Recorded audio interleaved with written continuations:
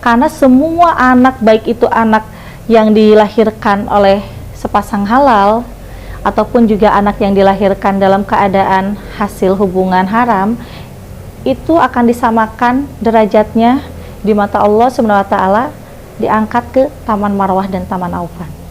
Ada nabi yang memang ditugaskan oleh Allah untuk mengasuh anak-anak kecil atau bayi yang meninggal di surga, di sebuah taman antara surga dan neraka. Nabi yang mengasuh ruh-ruh anak yang belum balik itu adalah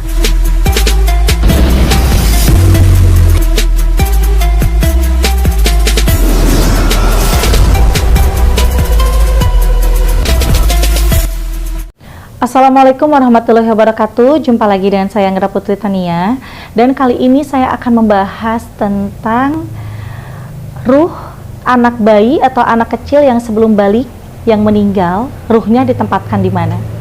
Assalamualaikum warahmatullahi wabarakatuh. Saya dengan Anggra Putri Tania. Jangan lupa subscribe, like, komen channel YouTube Guru Official 86. Terima kasih. Ya sahabat IMP, banyak sekali versi yang menanyakan tentang di mana keberadaan ruh anak kecil atau bayi yang meninggal. Belum ada dalil yang jelas yang beredar di zaman sekarang, karena di sini ada yang terlupakan di dalam kitab Asban Nabasan. Di dalam kitab tersebut itu pengarangnya adalah Muhammad Zulkifli.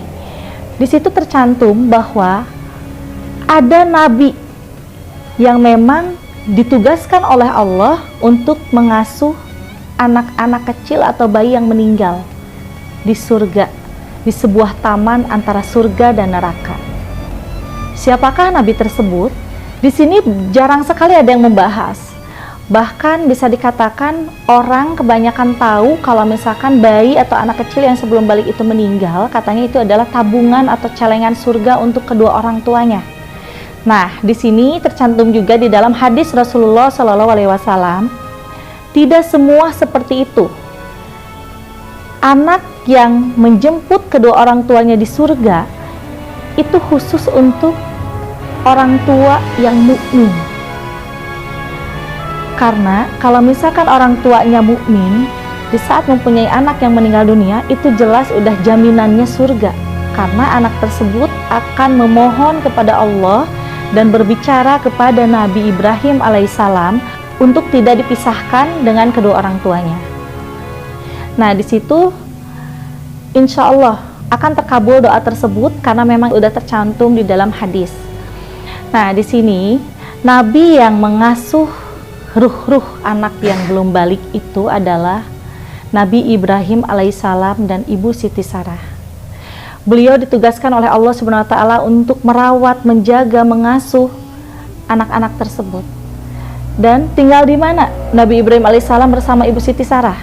Tinggal di jembatan taman antara surga dan neraka yang disebut Taman Marwah dan Taman Aufan.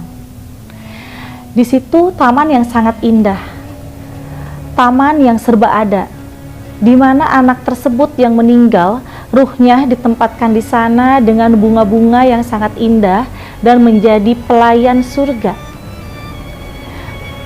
Golongan anak-anak yang meninggal itu masuk ke dalam golongan Taman Marwah dan Aufan itu khusus untuk semua anak-anak yang meninggal, baik dari golongan orang mukmin ataupun juga dari golongan orang musyrikin.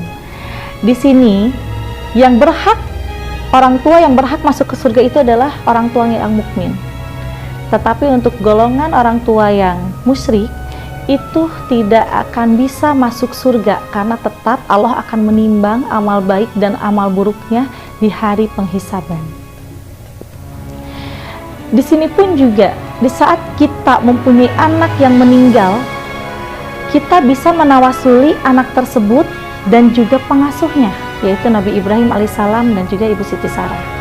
Karena di saat kita menawasuli beliau, di situ akan selalu tersampaikan doa kita kepada beliau dan beliau akan ikut memunajatkan doa kita kepada Allah Subhanahu wa taala.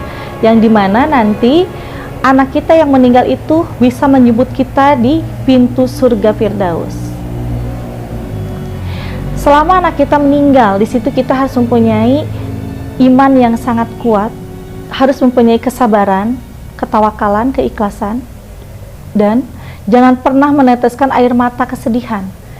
Karena satu tetes air mata kesedihan itu akan menjadikan anak kita sedih berlarut-larut di akhirat sana. Itu tercantum di dalam kitab Asban. Nah, di sini pun juga hadis riwayat Muslim mengatakan, bagi siapapun orang tua yang ditinggalkan oleh anaknya, dalam keadaan orang tua tersebut mukmin dan iman, itu akan mendapatkan kebahagiaan yang luar biasa yang tiada tara yang akan dirasakan di kemudian hari setelah 4 tahun anak tersebut meninggal. Karena Allah akan memberikan ganti kebahagiaannya dalam keadaan yang disebut kebahagiaan duniawi. Jikalau kita melihat adanya sepasang orang tua yang ditinggalkan anaknya meninggal tetapi masih dalam berlarut-larut dalam kesedihan, berarti di situ perlu dipertanyakan, ada apa? Apakah ada satu tetes tangisan atau orang tersebut masuk ke dalam golongan kaum musyrikin? Nah, di situ kita harus bisa memberikan nasihat kepada orang tua tersebut agar ruh anak yang meninggal itu bisa tenang. Karena semua anak, baik itu anak yang dilahirkan oleh sepasang halal ataupun juga anak yang dilahirkan dalam keadaan hasil hubungan haram, itu akan disamakan derajatnya di mata Allah Subhanahu wa taala, diangkat ke Taman Marwah dan Taman Aupan. Nah, di sini mungkin nanti akan banyak yang bertanya, loh kenapa hasil anak dari jinah bisa masuk surga juga dan bisa ditempatkan di Taman Marwah dan Taman Aupan? Itu jelas hadis Rasulullah Shallallahu Alaihi Wasallam di saat Imam Umayyad menanyakan kepada Kanjeng Rasul, wahai Rasulullah, kami bertemu dengan salah satu anak yang meninggal dalam hubungan haram perzinahan.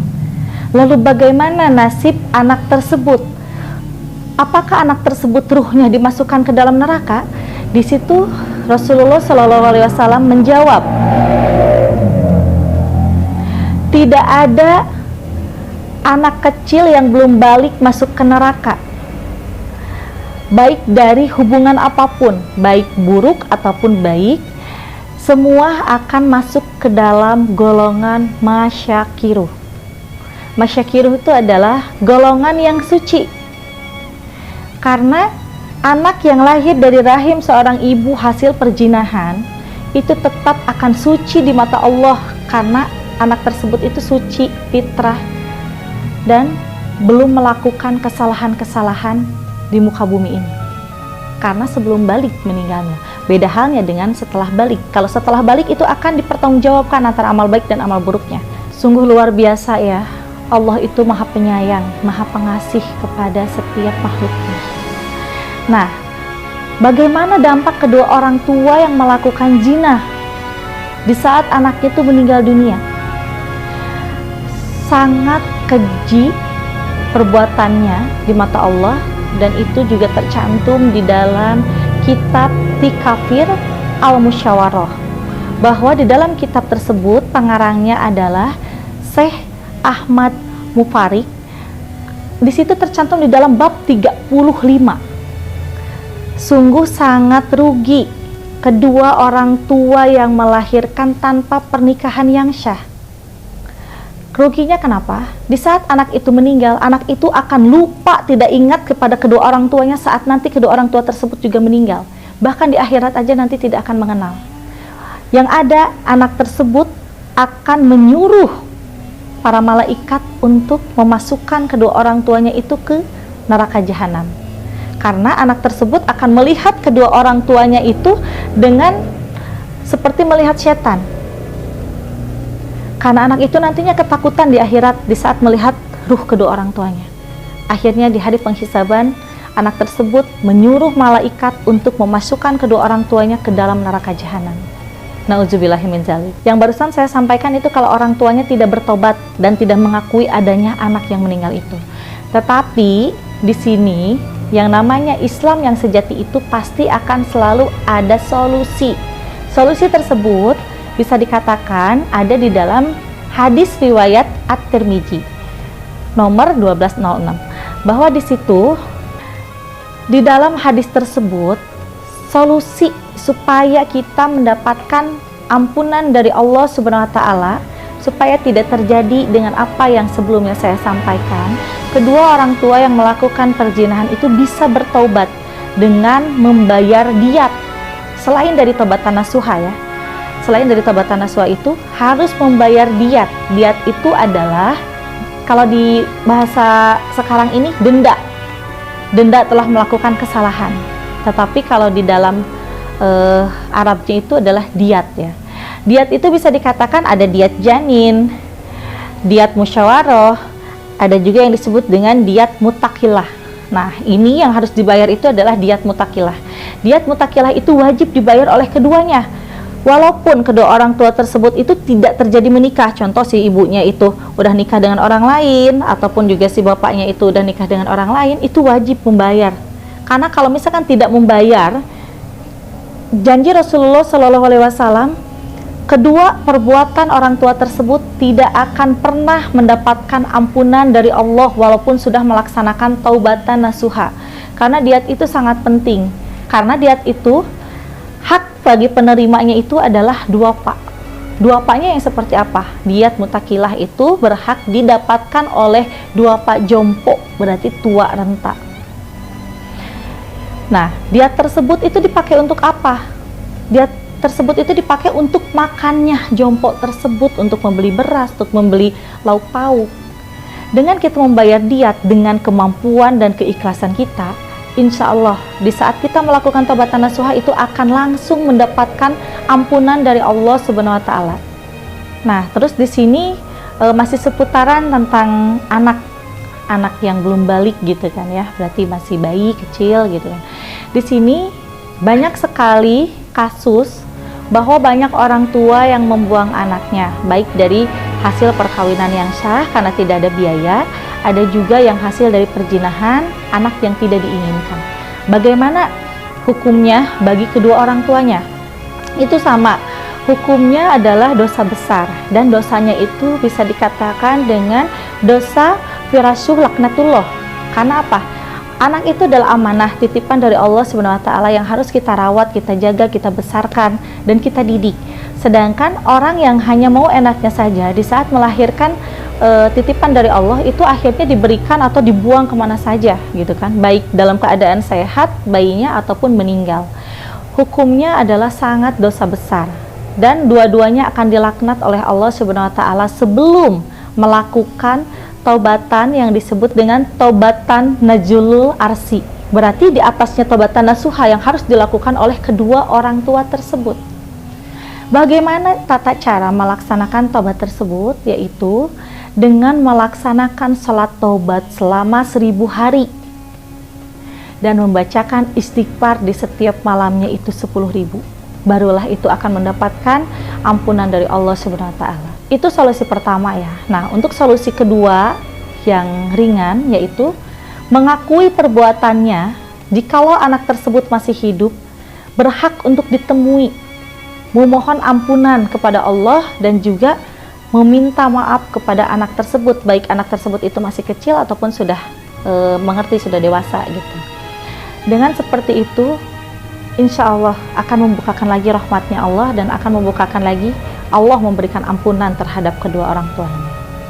Nah, jadi sahabat IMP, di sini kita sebagai manusia tetap harus selalu berbuat baik dan baik ya. Karena kalau misalkan kita tidak bisa berbuat seperti itu, nauzubillah min dzalik, dengan apa yang tadi saya sampaikan itu, takutnya gitu kan, hal-hal yang tidak diinginkan itu terjadi. Karena kun fayakunnya Allah terjadilah. Nah, di situ kita harus bisa bijak menyikapi tentang hal-hal yang beredar, bahwa gak apa-apa anak meninggal dunia itu nanti kelak akan menjadi celengan kita. Jangan karena adanya dalil tersebut kita bebas semaunya kita mau melakukan dosa apa-apa, tenang aja udah ada celengan tabungan di akhirat. Nah, itu nggak boleh. Tetap Allah itu menimbang amal baik dan amal buruk kita. Berarti intinya kita harus tetap mukmin dan iman. Saya pamit undur diri. Wassalamualaikum warahmatullahi wabarakatuh.